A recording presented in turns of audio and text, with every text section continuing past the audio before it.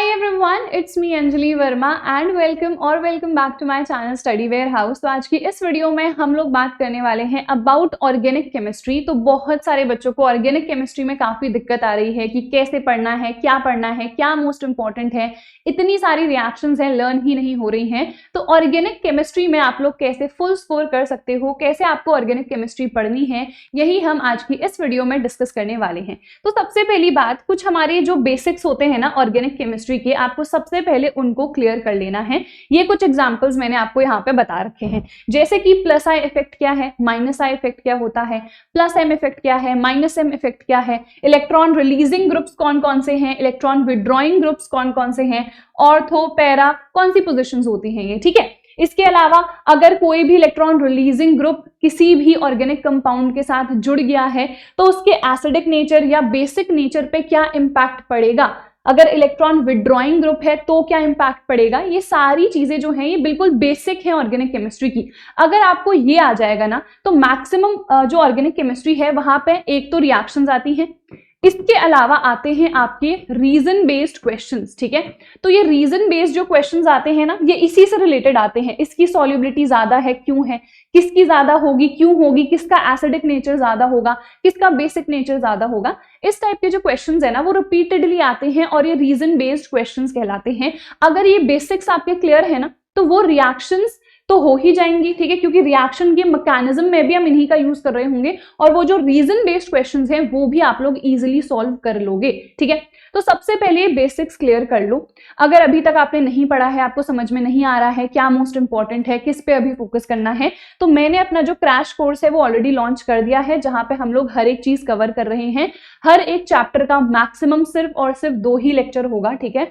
सो PCM तीनों ही इस वाले बैच में कवर हो रहे हैं, लेक्चर्स ऑलरेडी स्टार्ट हो गए हैं, तो आप लोग जल्दी से एनरोल कर लो। 30 जनवरी तक हमारा जो पूरा सिलेबस है वो कंप्लीट हो जाएगा। इस क्रैश कोर्स का प्राइस सिर्फ 599 है।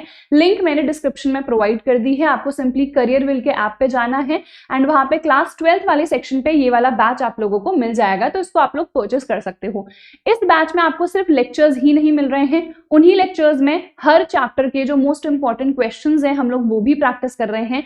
इसके अलावा चैप्टर वाइज जो मोस्ट इंपॉर्टेंट क्वेश्चंस हैं वो भी आपको मिल जाएंगे, जैसे कि आप यहाँ पे देख सकते हो सोल्यूशन जो हमारा चैप्टर है उसकी ये वाली पीडीएफ है, क्वेश्चन के साथ इनके आंसर मेंशन्ड आपको मिलेंगे।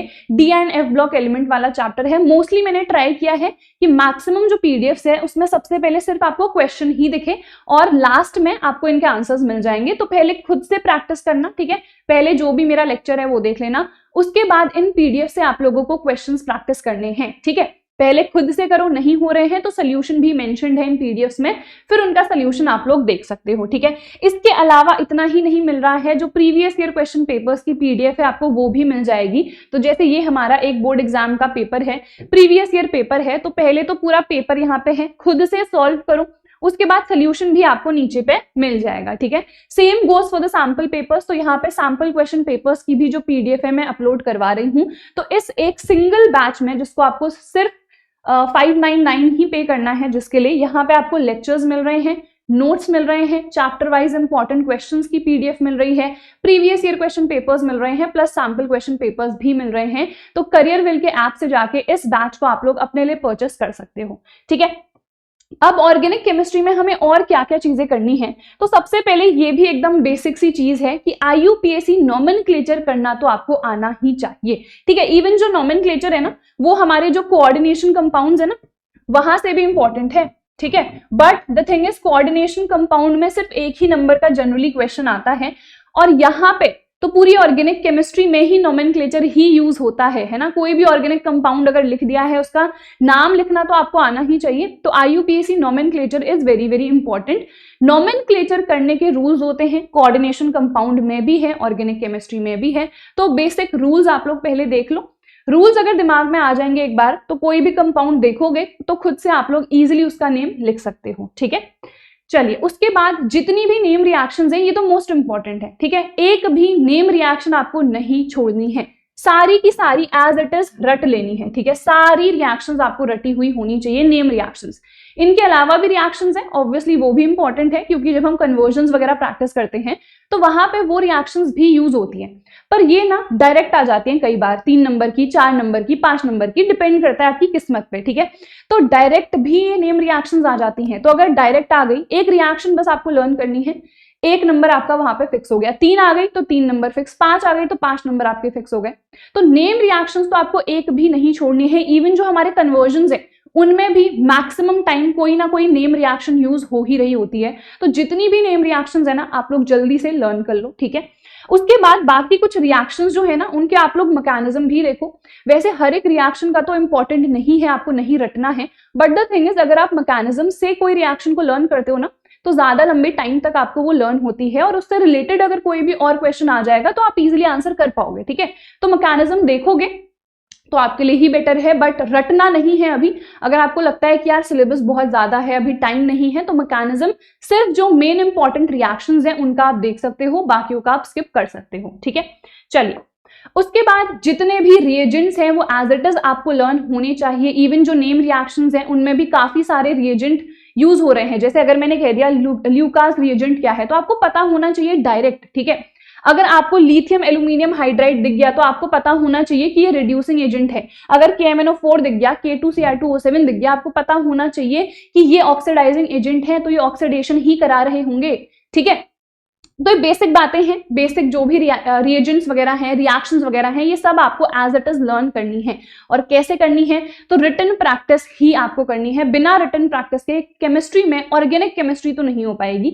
जैसे अगर मैं फिजिकल केमिस्ट्री की बात करूं तो बेसिक है, आपने पढ़ लिया कि अच्छा हेनरी लॉ ये है, रॉल्स लॉ ये है, आपने पढ़ लिया तो हो गया, ठीक है, दिमाग में वो स्टोर हो गया। पर रिएक्शंस के साथ यार ऐसा नहीं होता है।